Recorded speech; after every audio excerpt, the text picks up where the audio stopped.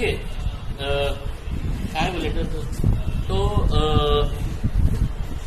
Jalna road के ऊपर एक फुल फ्लाईओवर होना चाहिए, जैसा हमने देखे हैं अहमदनगर के अंदर, आपने देखे हैं one full flyover city in city out है। दूसरे बड़े शहरों के अंदर ये हो रहा है, सिर्फ औरंगाबाद के अंदर क्यों ऐसा है? तो ऊपर नीचे करके है तो पूरे जालना रोड के ऊपर इतने सारे फ्लाईओवर्स बनाए जा रहे थे। तो मैंने नितिन गडकरी साहब के पास पूरा प्रपोजल लेके गया था और मैं शुक्रिया अदा करता हूं गडकरी साहब का कि उन्होंने बहुत पॉजिटिवली उसको लिया था। एक मीटिंग ऑर्गेनाइज की गई थी जिसके अंदर पूरे पीडब्ल्यूडी के एनएचएआई के अधिकारी वहां पर बुलाए गए थे और उनके सामने सब डिस्कशन हुआ था।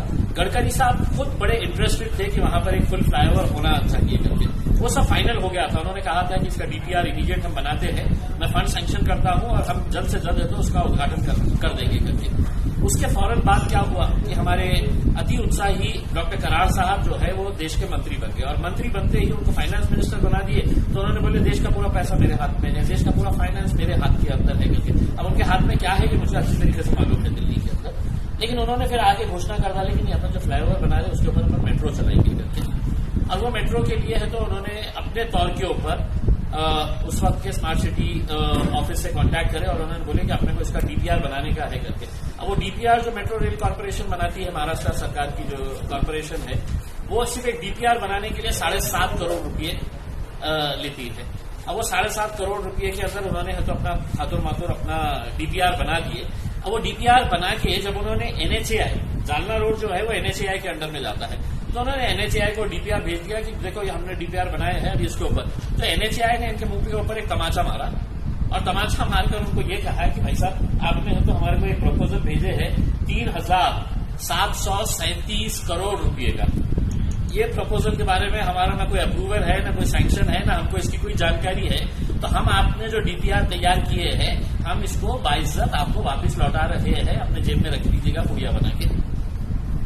तो ये डीपीआर वापस आ चुका है। अब मेरा सवाल कराड़ साहब से है कि ये 7.5 करोड़ रुपये जो हमारे स्मार्ट सिटी के आपने इनको दिए हैं, तो वो पैसे अपने या तो आप जेब से दे दीजिएगा, आधे आप दे दीजिएगा और आधे उस वक्त कमिश्नर साहब ने दे दीजिएगा। अगर ये मेट्रो होने ही नहीं वाला है, आपने किसी का अप्रूवल ही नहीं लिए है, आपने सिर्फ औरंगाबाद की जनता को एक लॉलीपॉप दे देने का कि मैं आ गया हूं तो अब देखो मैं कैसा है तो ट्रेन भी उड़ा देता हूं करके यहां से, तो उन्होंने सिर्फ एक लॉलीपॉप दिए। तो एनएचएआई ने है तो उनके मुंह के ऊपर देखिएगा क्या जवाब देके उनको भेजाया है, अभी भेजा है 23 मई 2023 को। In this regard, as per direction received from competent authority, the proposal is returned herewith. रख लो तुम्हारा प्रपोजल तुम्हारे पास 3,737 करोड़ रुपये का।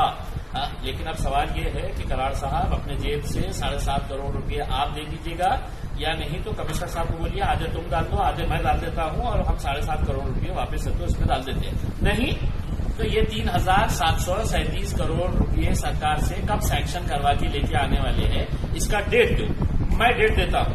कराड़ साहब आपके हाथ में सिर्फ एक लॉलीपॉप देने वाले हैं इलेक्शन तक कि देखो मैं मेट्रो भी उड़ाने वाला हूं और फ्लाईओवर भी चलाने वाला हूं, कुछ नहीं होने वाला है।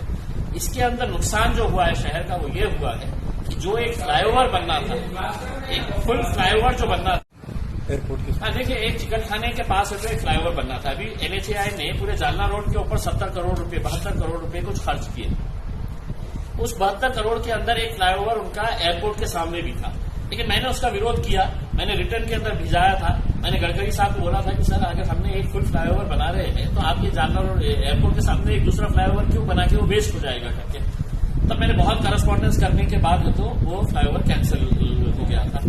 अब वो जब कैंसिल हुआ तो मैंने एनएचएआई को पत्र लिखा और उनसे पूछा कि भैया ये जो फ्लाईओवर के जो पैसे थे, जो फ्लाईओवर बनाने के लिए आपके 18 करोड़ 20 करोड़ 22 करोड़ जो भी थे, वो पैसा कहाँ यूज किया गया है करके। तो उन्होंने कई टाइम तक मुझे जवाब ही नहीं दिया और फिर मैंने बार बार उनको है तो लेटर पे letter, reminder number 1, reminder number 2, reminder number 3, तो उनको समझ में आ गया कि एक हरदार अपना पीछा छोड़ता नहीं है करके। तो उन्होंने आखिर में मुझे जवाब दिए कि हमने वो जो पैसे थे उससे हमने पेवर ब्लॉक्स लगाए हैं, हमने यहाँ पे कॉन्क्रीटिंग कर दी है। तो अब मेरा उनसे ये कहने का है कि एक फ्लाईओवर की कीमत के अंदर अगर आप नीचे क्या बनाने वाले थे, आप तो पेवर ब्लॉक्स तो वैसे भी लगाने वाले थे, कंक्रीटिंग तो वैसे भी करने वाले थे। तो ये पैसे की इंक्वायरी अगर सही तरीके से हुई तो समझ में आएगा कि हैदराबाद की कॉन्ट्रैक्टर जो मैडम थी और एनएचएआई के कौन कौन से अधिकारियों ने क्या क्या किए हैं सब समझ में आ जाएगा।